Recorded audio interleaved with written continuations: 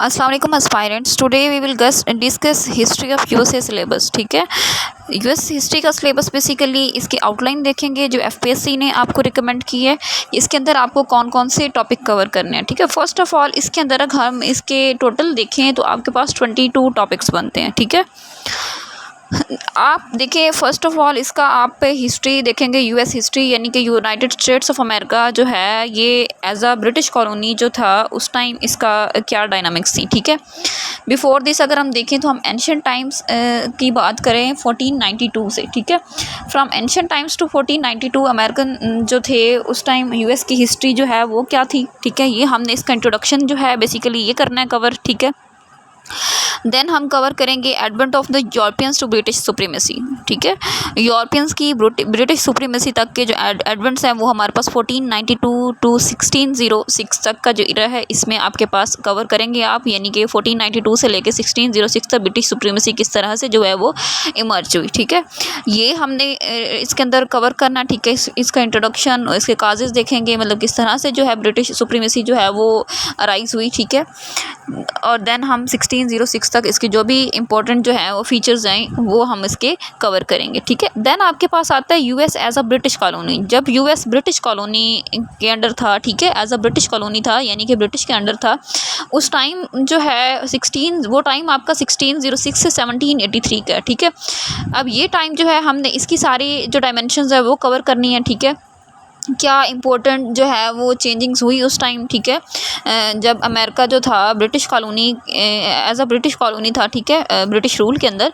Then आपके पास आता है USA as an independent country. फिर आपके पास देखिए इसके बाद अमेरिकन जो है वो वॉर ऑफ इंडिपेंडेंस स्टार्ट हो जाती है। और जी इंडिपेंडेंट कंट्री किस तरह से अमेरिका बनता है वो सारी चीज़ें हम देखेंगे, कौन से काजेज़ थे जिसने अमेरिका को इंडिपेंडेंट मतलब कंट्री बनाया। ठीक है, तो अमेरिकन जो फ्रीडम वॉर है कह लें, या आपकी जो basically independent war of independence American, उसको डिस्कस करेंगे 1783 से लेके 1819 तक। ठीक है, ये एरा जो है आपका basically United states of America की इंडिपेंडेंसी का है। ठीक है, तो इसकी सारी हमने डायमेंशंस कवर करनी है। देन आपके पास आता है एक्सपेंशन ऑफ यूएसए की एक्सपेंशन कैसे हुई जी। इसके पहले 13 आपको पता है फॉर्मर कॉलोनीज थी, इन्होंने एक कन्फेडरेशन बनाई। देन आपके पास ये 15 स्टेट्स में जो किस तरह से जो है वो इवॉल्व हुई। तो आपके पास इसकी जो है लास्ट स्टेट है हवाई। ठीक है, ओके, लास्ट स्टेट जो इसकी है हवाई, उससे पहले अलास्का जो है 49 स्टेट है जो रशिया से परचेज़ की है अमेरिका ने बेसिकली। तो ये देखिए 1819 तक तो इंडिपेंडेंट कंट्री है। ठीक है, अमेरिका की हम बताएंगे, डिस्कस करेंगे इसकी इंडिपेंडेंस को। उसके बाद आपके पास 1820 से लेके 1949 तक, यानी कि इस टाइम पीरियड में ये 13 कॉलोनीज से फॉर्मर जो आपकी 13 कॉलोनीज थी वहाँ से ये 50 स्टेट्स तक किस तरह से जो है इसने ये इसका जर्नी जो थी इसको हम देखेंगे सारा। ठीक है, तो किस तरह से ये अमेरिकन कन्फेडरेशन के अंदर ये सारी स्टेट्स जो हैं वो शामिल हुई। ओके, देन आपके पास आता है कॉन्स्टिट्यूशन ऑफ द यूएसए। इसके सेलिएंट फीचर्स यानी कि अमेरिका का कॉन्स्टिट्यूशन देखा जाए तो it is the one of the shortest constitution in the world. ठीक है, इसके 7 आर्टिकल्स हैं आपके पास। ठीक है, 27 अमेंडमेंट्स हैं, शॉर्टेस्ट कॉन्स्टिट्यूशन इसको कंसिडर किया जाता है दुनिया के अंदर। तो इसके आपने इसके सेलिएंट फीचर्स देखने हैं, डिस्कस करने हैं, इसके कॉन्स्टिट्यूशंस देखेंगे, अमेंडमेंट्स देखेंगे इसकी हम। ठीक है, तो इनको हमने जो है वो डीपली जो है वो गो थ्रू करना है और इसका सारा जो है ना आपको इसकी भावना होनी चाहिए। देन आपके पास आता है civil war between the north and the east और नॉर्थ के दरमियान जो सिविल वॉर हुई थी 1850 से लेके आपके पास 1869 का जो टाइम पीरियड है वो नॉर्थ अमेरिका और साउथ ईस्ट के दरमियान बेसिकली, उसको हम डिस्कस करेंगे, उसके क्या काजेज़ थे, फिर उसका एंड जो है वो किस तरह से होता है। ठीक है, उसमें क्या अहम जो आपकी थी डायमेंशंस थी उनको हमने कवर करना है। ठीक है, देन आपके पास आता है industrialisation and its emergence as one of the world powers.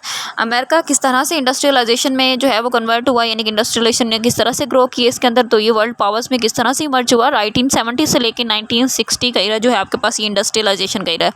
तो इसकी सारी डायमेंशंस आपने कवर करनी है। देन आपके पास आता है USA role in 2 world wars. अब देखिए 1940 से लेके 1918 तक आपके पास वर्ल्ड वॉर 1 होती है, फिर 1939 से लेकर 1945 तक आपके पास वर्ल्ड वॉर 2 रहती है। तो अमेरिका का रोल इसमें क्या था, अमेरिका ने किन पावर्स को सपोर्ट किया इसके अंदर, और ये वॉर जो है बेसिकली इसका जो है बेनिफिट्स या इसका जो है डिसएडवांटेजेस किस कंट्री को कितने रहे इस वॉर के अंदर, अमेरिका का रोल जो था मोर जो है स्पेसिफिकली हमने वो डिस्कस करना है, ठीक है। 1914 टू 1945 आप देखें अगर, तो ये आपके पास 2 वर्ल्ड वॉर्स थी, ठीक है। देन आपके पास आता है पोस्ट 1945 का एरा, जिसको हम कोल्ड वॉर भी कहते हैं, 1945 टू 1990, ठीक है। इसके अंदर जो है वर्ल्ड सिनेरियो क्या था, emergence of USA and USSR as the 2 world super powers, ठीक है। आपके पास जो 1945 यानी कि पोस्ट वर्ल्ड वॉर 2 का एरा जो था, उसमें आपके पास 2 सुपर पावर्स थी, यूएसए और यूएसएसआर, ठीक है। जो आपका प्रेजेंट रशिया है, ठीक है, United socialist Soviet socialist Republic जो थी बेसिकली, ये जो है अब आपके पास प्रेजेंट जो रशिया जो 1990 के अंदर जो है वो डिज़ोल्व हो जाता है, तो वो फिर उसमें से कुछ स्टेट्स जो हैं वो इंडिपेंडेंट हो जाती हैं, जैसे सेंट्रल रिपब्लिक्स हो गई आपके पास, एशियन रिपब्लिक्स, काज़ाख्स्तान, तुर्कमानिस्तान, ताजिकिस्तान, ये सारी, ठीक है।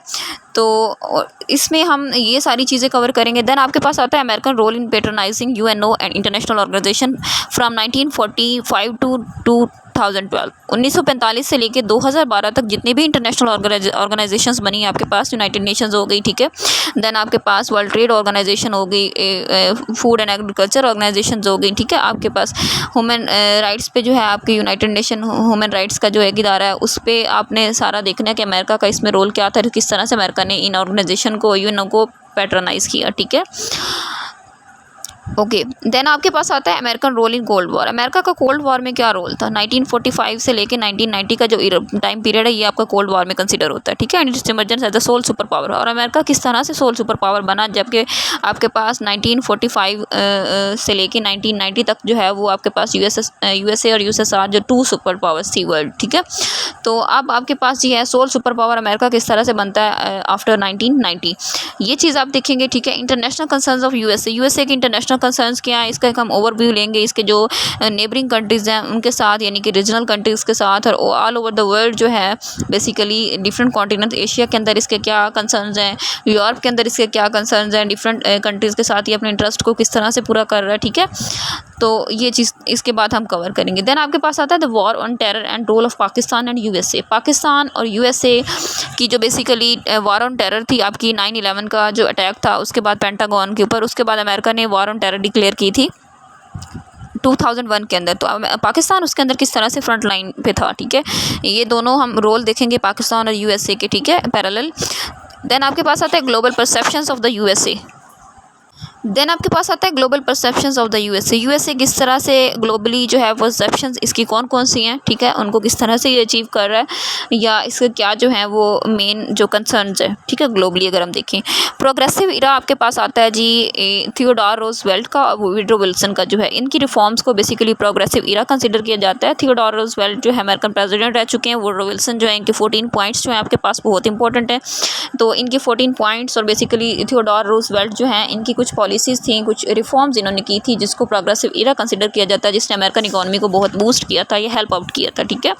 देन आपके पास ग्रेट डिप्रेशन आता है, और उसके बाद न्यू डील जो आती है बेसिकली इसका डील 1 और डील 2 के नाम से। फ्रैंकलिन डिलानो रूजवेल्ट जो है बेसिकली उस टाइम अमेरिका के प्रेसिडेंट थे, जिन्होंने अमेरिका को ग्रेट डिप्रेशन से निकाला, और न्यू डील जो थी वो इन्होंने ही दी थी। इनका ये वाहिद अमेरिका के प्रेसिडेंट है जिन्होंने 4 टर्म सर्व किए हैं अमेरिका हिस्ट्री के अंदर, ठीक है। अमेरिकन हिस्ट्री के अंदर ये वाहिद प्रेसिडेंट है जिन्होंने 4 टाइम सर्व किया। ये 1933 टू 1945 जो है अमेरिकन प्रेसिडेंट रह चुके हैं। उसके बाद अमेरिकन कॉन्स्टिट्यूशन के अंदर अगस्त 22nd अमेंडमेंट के अंदर जो है 1951 के अंदर जो है आपका ये अमेरिकन जो है कॉन्स्टिट्यूशन, उसमें ये चीज़ लिमिट कर दी गई कि कोई भी जो है वो प्रेसिडेंट मोर देन 2 टर्म सर्व नहीं कर सकता, ठीक है।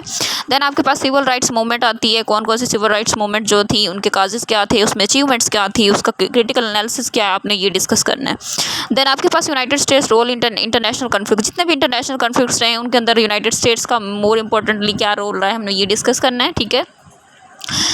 देन आपके पास यूएस प्रेसिडेंशियल इलेक्शंस की आपके पास कंप्लीट हाउ ना होनी चाहिए कि ये किस बेस पे होते हैं, ठीक है, कब होते हैं, इनका क्या प्रोसीजर है, ठीक है, किस तरह से कंडक्ट किए जाते हैं, ये सारी चीज़ें, ठीक है, आपको जो है इस पे जो है आपका कम्प्रीहेंसिव नॉलेज होना चाहिए। देन आपके पास आता है जी US Congress and its mandate. Congress जो बेसिकली यूएस कांग्रेस है, जिस तरह हमारा अब पाकिस्तानी पार्लियामेंट है, इसी तरह यूएस कांग्रेस जो है इसको हम अमेरिकन पार्लियामेंट भी बोलते हैं। इसके 2 आपके पास फिर हाउस होते होते हैं, एक अपर हाउस और एक लोअर हाउस, जिस तरह से हमारा होता है। तो इसका जो अपर हाउस होता है वो आपके पास सेनेट है, जो लोअर हाउस है वो आपके पास द हाउस ऑफ रिप्रेजेंटेटिव है, ठीक है, जिस तरह पाकिस्तान का सेनेट और नेशनल असेंबली होता है, लाइक दिस, ठीक है। तो इसकी सारी आपके पास जो है वो डेवलपमेंट्स पता होनी चाहिए आपको, ठीक है, अब तक की अमेरिकन हिस्ट्री के अंदर क्या चेंजिंग्स इसके अंदर आई हैं, ठीक है, या ये किस तरह से रोल अपना प्ले कर रहा है, ठीक है, अमेरिकन कॉन्स्टिट्यूशन के अंदर, ठीक है, लॉ मेकिंग सारा कुछ आपको पता होना चाहिए, जुडिशल जो रिफॉर्म्स वगैरह, ठीक है।